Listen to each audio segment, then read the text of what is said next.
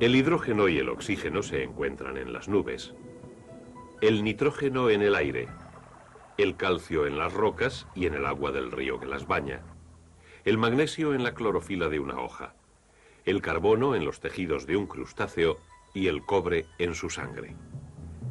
En la herrumbre de un clavo hay un compuesto simple de hierro y oxígeno, y por encima de 1 millón de compuestos en la química de un saltamontes. Los elementos y sustancias que forman son los materiales que componen nuestro mundo. Los paisajes de nuestro mundo varían considerablemente, pero con la ayuda de mapas podemos organizar muchos tipos diferentes de información geográfica. Los elementos que forman nuestro mundo también varían en sus propiedades físicas y químicas, pero solamente se necesita un mapa para organizar la gran cantidad de información que tenemos sobre los elementos. Este mapa es la tabla periódica. La tabla periódica, al igual que un mapa, puede ayudar de muchas formas a organizar nuestro conocimiento de un mundo diverso. El mundo diverso es la química. ¿Cómo organiza un mapa la información sobre un área? Una forma es clasificando diferencias en las regiones. Por ejemplo, un mapa podría mostrar, mediante sus colores y símbolos, que la Tierra está aquí y el agua aquí, y un área pantanosa que separa las dos. Esta es una organización muy amplia de la información. La información sobre los elementos de la tabla periódica se organiza en términos generales de una manera semejante, dividiendo los elementos por sus propiedades en regiones de metales, metaloides y no metales. Un mapa también puede organizar información de acuerdo a las semejanzas dentro de un área determinada. Un mapa de contorno, por ejemplo, puede organizar información acerca de un área de tierra en base a una elevación o acerca de un área de agua en base a un hundimiento. La tabla periódica proporciona asimismo una información detallada. Los elementos se ordenan según su número atómico, el número de protones del núcleo. Cada fila horizontal o período muestra un tipo de relación.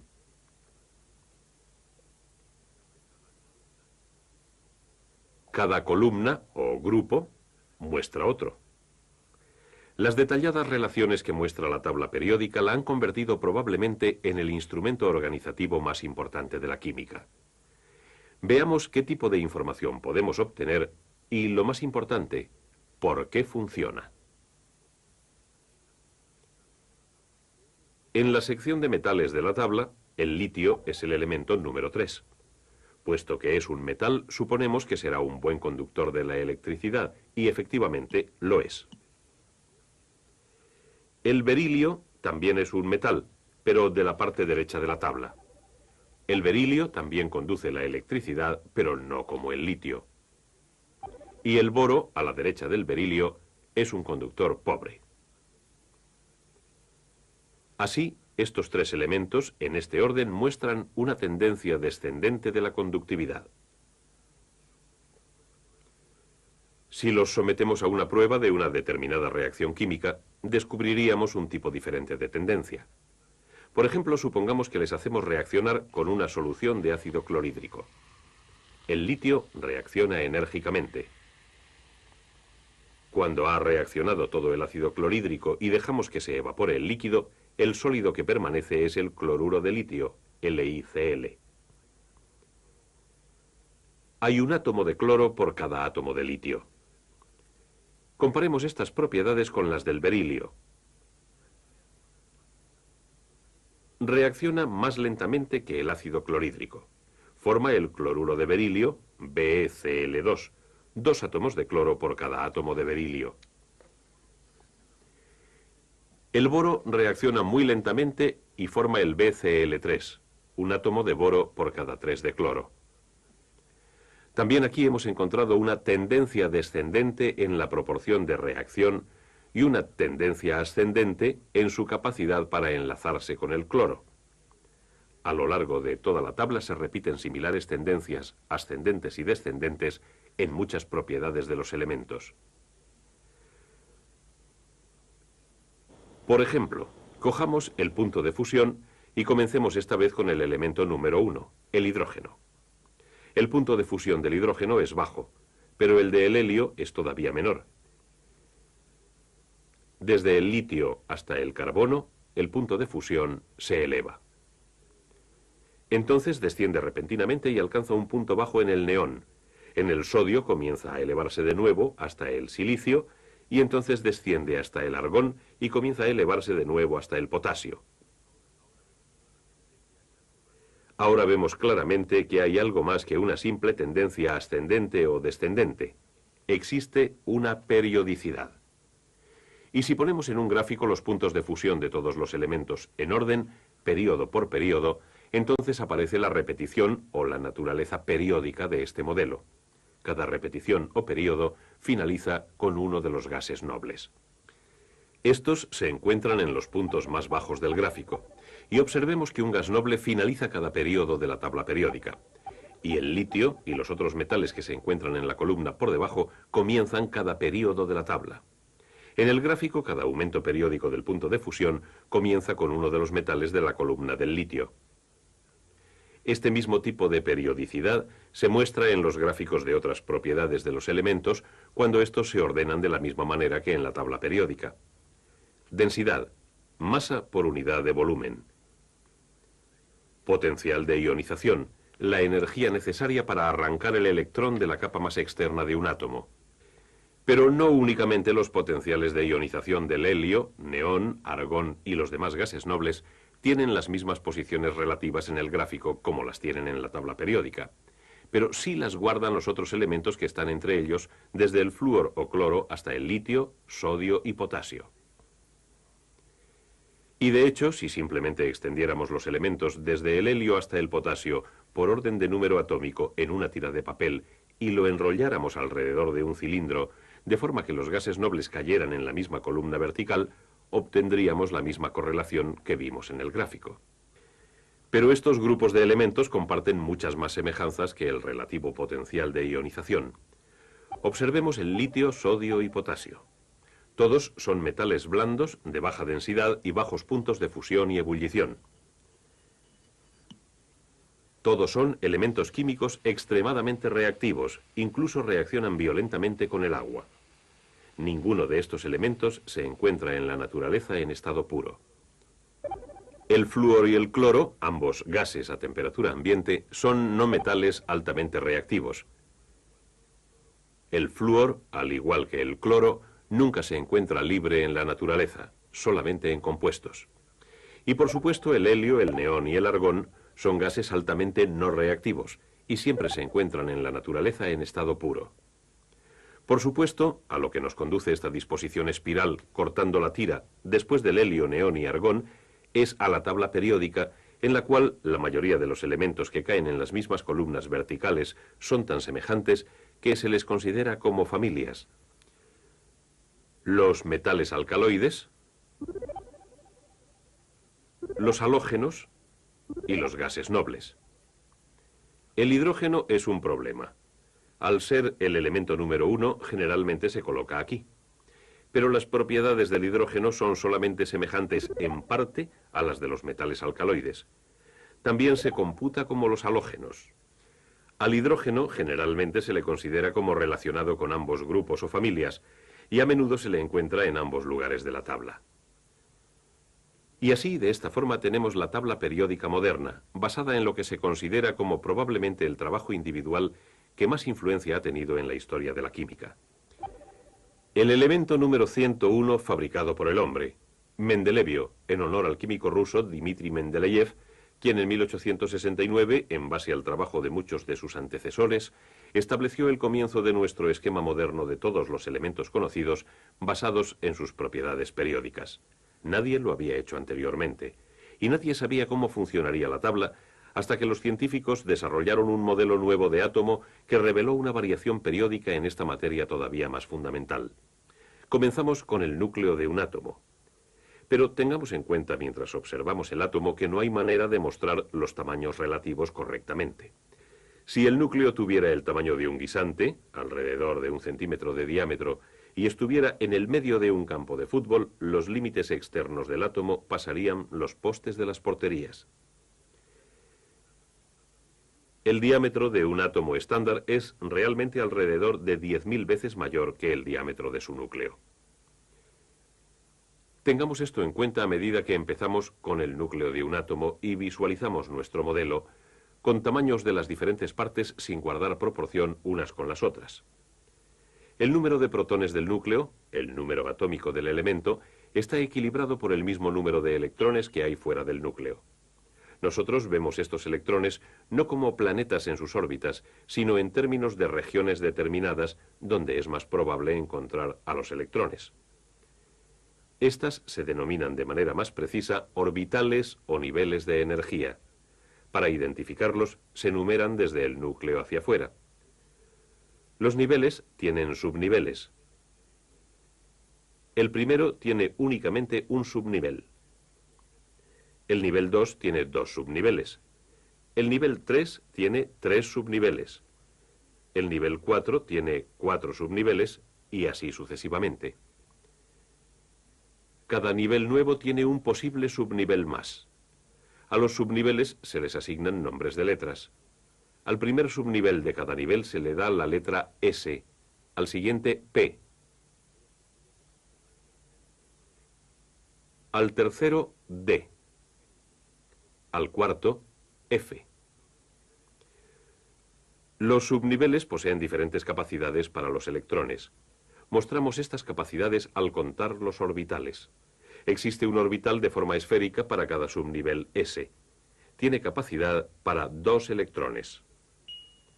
2 es el número máximo de electrones que puede admitir cualquier orbital. El orbital es simplemente una región donde existe la mayor posibilidad de encontrar los electrones. Existen 3 orbitales P de forma lobular. Cada uno puede admitir 2 electrones, y todos juntos, cuando están llenos, forman una región esférica de igual densidad.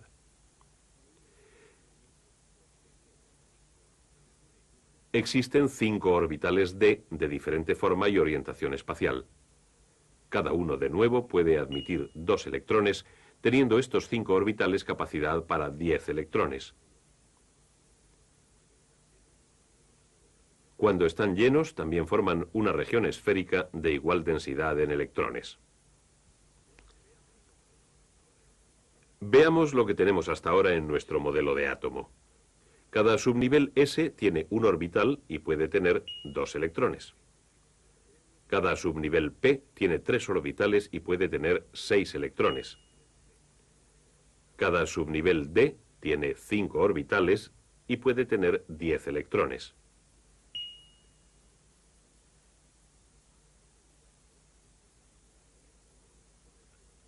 Así es como se disponen los 3 primeros niveles de energía. El cuarto nivel de energía también tiene un subnivel F de 7 orbitales con una capacidad total para 14 electrones. El número que tiene el nivel de energía es el mismo que tiene el subnivel. Y el número de orbitales de cada subnivel comienza con 1, aumenta de 2 en 2, 1, 3, 5, 7 y así sucesivamente, con posibilidad de tener 2 electrones en cada orbital. Veamos cómo explica este modelo el funcionamiento de la tabla periódica. Recordemos que los elementos de la tabla periódica están ordenados por su número atómico. Consideremos el hidrógeno. Puesto que el hidrógeno es el elemento número 1, su número atómico es también 1, lo que quiere decir que tiene un protón en su núcleo. Y esto significa que tiene un electrón para equilibrar la carga. Ahora, de acuerdo con nuestro modelo de átomo basado en los niveles de energía, los electrones empiezan llenando el nivel de energía más bajo disponible de un átomo. Y así el hidrógeno, con solamente un electrón, lo tiene en el orbital sencillo del primer nivel. El helio es el elemento número 2, con 2 protones, y así para equilibrar su carga tiene un electrón más que el hidrógeno. Y existe espacio para ese segundo electrón en el orbital del primer nivel. Con el helio, ese nivel está lleno. Si hubiera más electrones, debieran colocarse en el siguiente nivel. Y ahora Observemos la tabla periódica. Solamente hay 2 elementos en el primer período, llenándolo al igual que 2 electrones llenan el primer nivel de energía. El primer elemento del segundo período es el litio, el elemento número 3. Este tiene 2 electrones en el primer nivel y un electrón en el subnivel S del segundo nivel de energía. Ahora cada elemento de la secuencia de este segundo período tiene un protón más en el núcleo y por lo tanto un electrón más en los subniveles del segundo nivel de energía hasta el neón con 8. Y el segundo nivel de energía está lleno. Los electrones adicionales deben ir al tercer nivel de energía. Y de nuevo comienza un nuevo período en la tabla. Cada vez que un nuevo protón se añade al núcleo, se necesita otro electrón para equilibrar la carga. El sodio es el elemento número 11. 10 de sus 11 electrones se encuentran en los 2 primeros niveles, 2 en el primer nivel, 8 en el segundo. El electrón número 11 empieza a llenar el tercer nivel. Esto significa que el sodio tiene un electrón en su nivel más exterior, al igual que el litio, que está por encima de él, y como el hidrógeno por encima del litio. Ahora, cada elemento que sigue en secuencia al sodio tiene un electrón exterior más, cada uno en el tercer nivel. El magnesio tiene 2, al igual que el berilio. El aluminio tiene 3, como el boro, y así continúa a lo largo del período. Los orbitales del subnivel D son los próximos, pero los electrones siempre llenan el subnivel disponible de más baja energía y este subnivel D del tercer nivel no es el de menor energía. De esta forma, el próximo electrón de un átomo va al subnivel S del cuarto nivel. Y comienza un nuevo periodo en la tabla, el cuarto, con el potasio, que tiene 19 protones.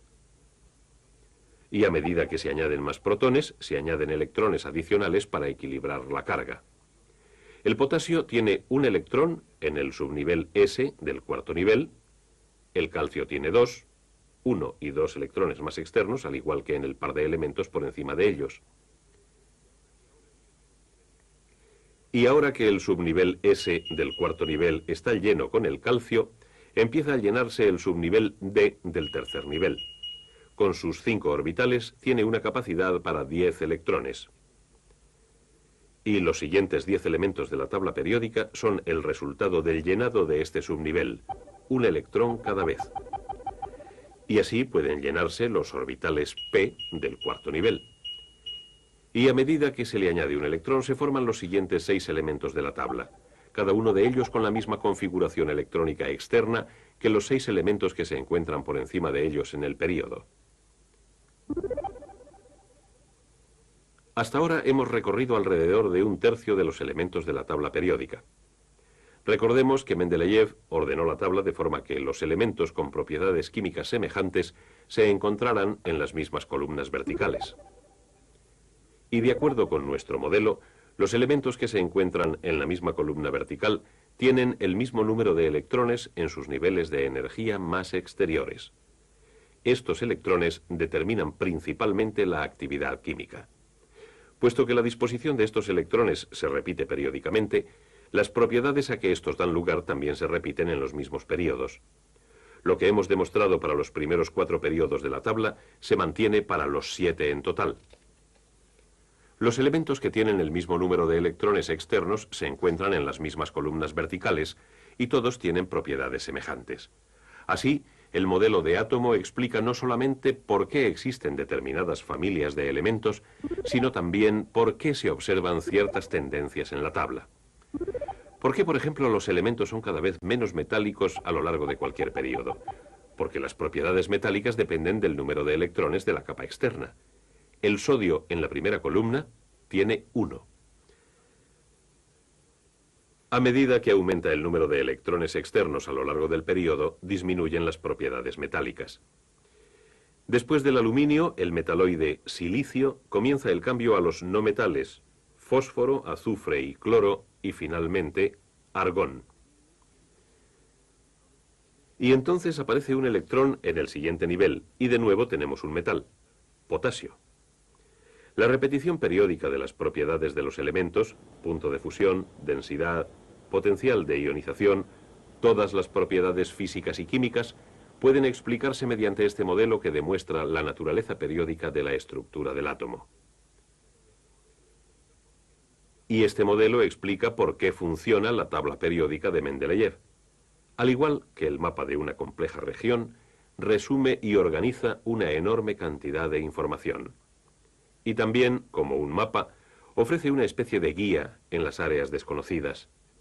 Mendeleev fue el primero que la utilizó de esta manera. Mientras trabajaba en su tabla, observó que había un espacio vacío debajo del silicio. Confiando en el parecido de la tabla con un mapa, predijo que debía existir un elemento que rellenara ese espacio. Lo llamó ecasilicio. Mendeleev basó su tabla en las propiedades relacionadas de los elementos. De esta forma, revisó la tendencia en las propiedades de los elementos del grupo en el que se encontraba el silicio y calculó valores intermedios para las propiedades del ecasilicio. Predijo que la densidad del ecasilicio sería aproximadamente de 5,5 gramos por centímetro cúbico. Asimismo, pensó que formaría un compuesto con 4 átomos de cloro y que este compuesto herviría aproximadamente a 100 grados centígrados. Algunos años más tarde, se descubrió este elemento y se llamó oficialmente germanio. La densidad del germanio es de 5,6 gramos por centímetro cúbico.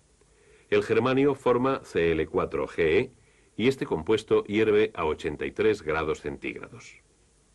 Las predicciones de Mendeleev fueron notablemente aproximadas para ser un elemento desconocido. Al nombrar el elemento 101 en honor de Mendeleev, el mundo científico subrayaría la gran importancia de su trabajo. La tabla periódica de Mendeleev, la base de nuestra tabla moderna de elementos, proporcionó una notable cantidad de información. Nos conduce a un conocimiento más profundo de la naturaleza de nuestro mundo del que nunca hayamos tenido anteriormente.